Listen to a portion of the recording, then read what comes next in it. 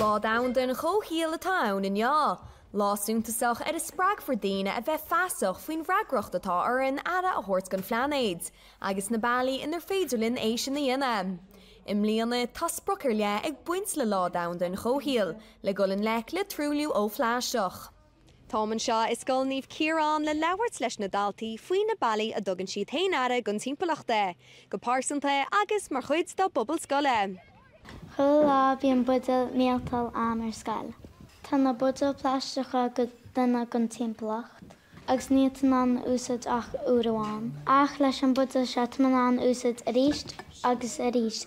Téime mach ag pucha brúscar go minic. Mach mud brúscar, pucha mud sos agus cuireann mud sa busca brúscar cearta. Uairháin mud amach ag pucha brúscar agus tháinig mud a ráis le os cén céad cannaí sos caite le tíomh bóthar.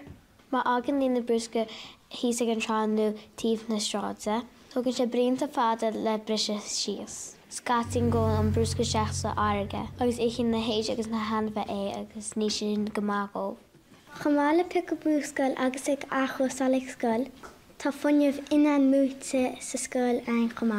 Tá cheirich hínse gon panel gríine chus an díam, agus tugann se funineh doin le an sailte choirisisiú.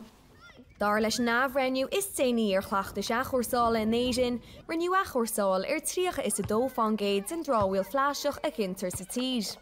Is léir go bhfuil pobal Scoil Naomh Ciaráin a chur le spruc lá daundan Chomhshaoil na bliana agus stratéisi a chóirsála cuí in úsáid acab ar scoil. Lár Pacáiste Nuacht Cúla4, Cill Chiaráin.